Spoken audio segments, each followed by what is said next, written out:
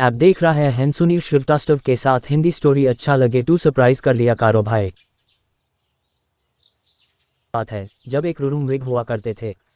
इस मृग का रंग सोने की तरह, बाल रेशमी मखमल से भी अधिक मुलायम और आंखें आसमानी रंग की होती थीं।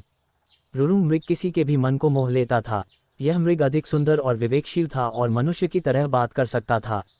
रुरु मृग अच्छी तरह जानता था कि मनुष्य एक लोभी प्राणी है, फिर भी वह मनुष्य के प्रति करुणा भाव रखता था।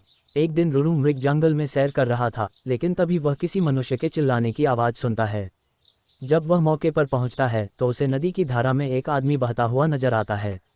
यह देखकर मृग उसे बचाने के लिए नदी में कूद पड़ता है और डूबते व्यक्ति को उसके पैर पकड़ने की सलाह देता है, लेकिन वह व्यक्ति उसके पैर पकड़कर मृग के ऊपर ही बैठ जाता है। अगर मृग चाहता तो उसे गिराकर पानी से बाहर आ सकता था, लेकिन उसने ऐसा नहीं किया। वह स्वयं तकलीफ सहकर उस व्यक्ति को किनारे तक ले आता है।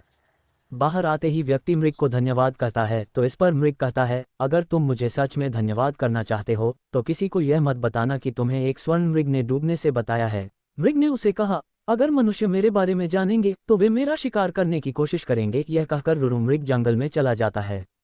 कुछ समय बाद उस राज्य की रानी एक सपना देखती है जिसमें उसे रुरु मृग दिखाई देता है। रुरु मृग की सुंदरता को देखने के बाद रानी उसे अपने पास रखने की लालसा करने लगती है। इसके बाद रानी राजा को रुरु मृग को ढूंढकर लाने के लिए कहती है। राजा बिना देरी किए नगर में ढिंढोरा पिटवा देता है कि जो कोई भी रुरु मृग को ढूंढने में मदद करेगा उसे एक गांव और 10 सुंदर युवतियां इनाम में दी जाएंगी। राजा की यह सूचना उस व्यक्ति तक भी पहुंचती है जिसे मृग ने बचाया था। वह व्यक्ति बिना समय गंवाए राजा के दरबार में पहुंच जाता है और रुरु मृग के बारे में राजा को बताता है। राजा और सिपाही सहित वह व्यक्ति जंगल की ओर चल पड़ता है। जंगल में पहुंचने के बाद राजा के सिपाही मृग के निवास स्थान को चारों तरफ से घेर लेते हैं। जब राजा मृग को देखता है तो खुशी से फूले नहीं समाता, क्योंकि वह मृग बिल्कुल वैसा ही था जैसा रानी ने बताया था।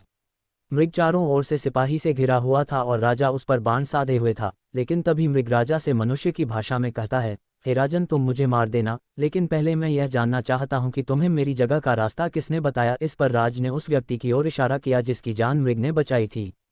उस व्यक्ति को देखकर मृग कहता है, निकाल लो लकड़ी के कुंदे को पानी से, न निकालना कभी एक अकृतज्ञ इंसान को। जब राजा ने मृग से इन शब्दों का मतलब पूछा तो मृग ने बताया कि उसने इस व्यक्ति को डूबने से बचाया था।